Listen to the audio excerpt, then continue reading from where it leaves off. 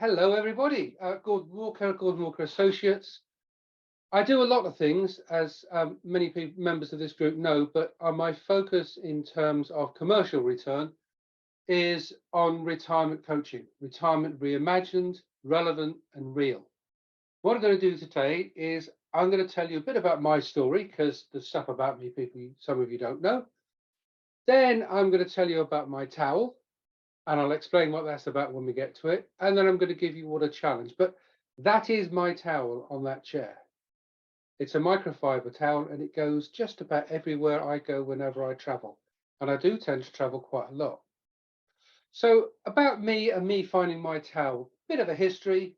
I was born in the Red Room at my grandparents' farm, like most of my cousins, way back in the dim and distant past. And Toff by Newton, which is near Market Raisin in Lincolnshire. We lived in Sudbury for 8 years, and then we moved to Sudbury in Suffolk, where I went to school and had a whale of a childhood. Brilliant. Bicycles, fishing, cricket, football, no responsibilities whatsoever. First job was mucking out pigs. Second job was working as a Saturday boy in boots, which I managed to hang on to whilst I was doing my BSc at Hatfield Poly.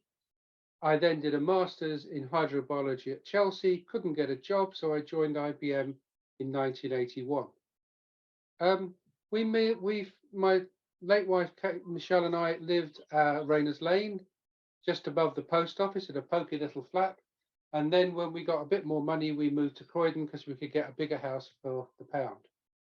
And that would have been in 1985. In 87, our daughter was born. And about 4 or 5 years later, I was made redundant. I drove home, parked the car up, walked in, nobody was at home, sat at the breakfast bar and cried my frigging heart out. I had no idea what I was going to do. I had no control, no plan, nothing. A few years later, when I hit 60, my exec coach asked me what I was going to do when they took away my badge. I thanked him profusely for asking me such a simple question in the middle of our birthday celebration for my 60th birthday. But 2 years later, when I was made redundant, I knew what I wanted to do. I had my towel. I had the control. I sat in my first consultation meeting with the man who'd been my boss. I'd actually coached for a promotion. I worked with him for about 15 years with a lady from HR, and we sat down and I just said, we all know why we're here. I would accept a settlement agreement as long as these 5 things are included. The settlement agreement, as Judy would say, is basically that bit where you accept you're not going to go after them for unfair dismissal and you make commitments. I wanted 5 things in return. The HR lady nearly fell off her chair. Tarek burst out laughing and said, I should have known you'd walk in here to negotiate the way we pay you for years to negotiate on our behalf. Why wouldn't you do it for you? I had the control. 2 or 3 years later, Michelle passed away. However, I somehow or other stumbled into a relationship with a lady who I've dived with for 15 years, scuba diving, and with her sons, know them really well, and we've just hit it off, and we're getting married in, about 25 days' time. It's getting to be a bit scary now. However, the big thing when I was made redundant was that I knew what I wanted to do. I wanted to work with people, I wanted some kind of intellectual challenge, and I wanted to give stuff back. But while I'm doing that, I also know I want the recognition that what I do is worthwhile. So I focus on the retirement transition, which is what I did my research on for my master's, and I still do research into it. And lastly, but not least, I'm focusing on becoming increasingly fruity. There's a lot of blank faces around. Don't worry, children. It will be explained by your elders later. Fruity and towels. Interesting. What is my towel? Well, this is my towel. I talked about it. I do 3 things in my coaching business. The bottom 2, career and startup, tend to be for charitable works for the Cranfield Trust or Startup Croydon, which is a council program for startups in Croydon, funnily enough. I also support the Chartwell Cancer Trust. A good friend of mine, Jo Bennett, might even turn up here one day. She couldn't make last week, but It's a children's cancer trust, and they do some brilliant stuff. And I'm a member of a livery company of the City of London, and I do a lot of charitable work through them. My intellectual challenge is there. There'll always be something. I will always now, I recognize I am the perennial aged student. And yeah, I tend to do a lot and I will carry on doing it. However, I also scuba dive still.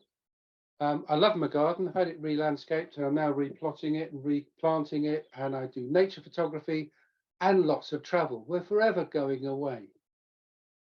So what is this towel business and this fruity stuff? Well, it comes down to this little tone.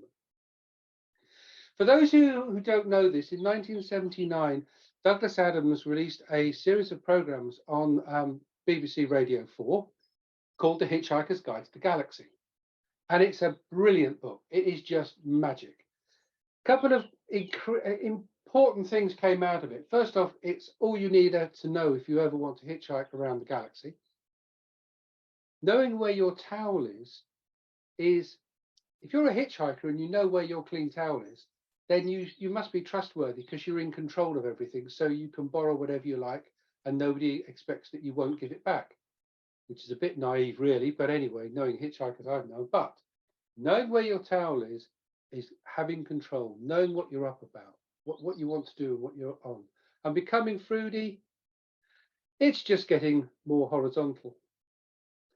I spent 40 years doing financial reviews every month of the people who worked for me and then being reviewed by people above. And I worried about the numbers. I focused on things that made me stressed. These days, I don't. So I don't feel the stress.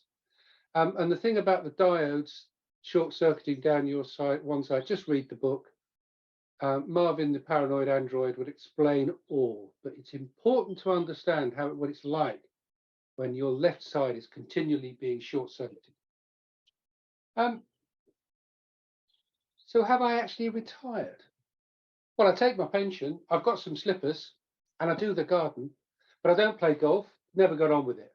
I can't imagine saga holidays. I can't play whist, so that wouldn't work for me. But unfortunately, I don't have grandkids. Kate, my fiance, does have one granddaughter, but obviously that's her side.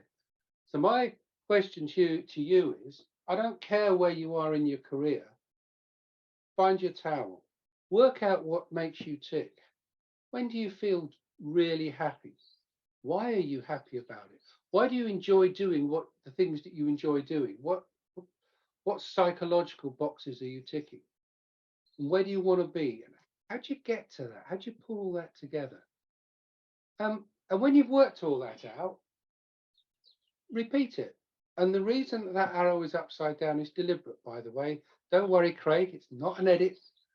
It's upside down because if you look at everything from the same angle every time, you'll get the same answer. So stand on your head and look at it from a different angle, right? Reimagine your retirement, reimagine your career and where you're going, which is what I do. I'm still realizing that I'm making stuff up as I'm going along. I've been doing that for a long time. I'm getting better at it. But find your talent. Work out where you want to go. What do you want to do? Even if, like somebody I had a one-to-one with last week, who's not on this call today, unfortunately, she's traveling. She knows where she's going next. She just needs to work out how to get there. I can help those with those conversations as well. So I know where my towel is. It's on the back of that ladder back chair. That's a microfiber towel that I take diving every time we go anywhere. I know where my towel is. Where's yours? Why don't you give me a call and let's have a conversation? Or even better, introduce me to any of your clients who are in senior positions in organizations. Even if they don't think they need to be worrying about their retirement, they really should start. It takes about 2 years to get your head straight. And then you just keep reinventing yourself like I did. That's about 10 minutes, I think, Tony, probably about 9. Thank you very much. I'll shut up now. Any questions?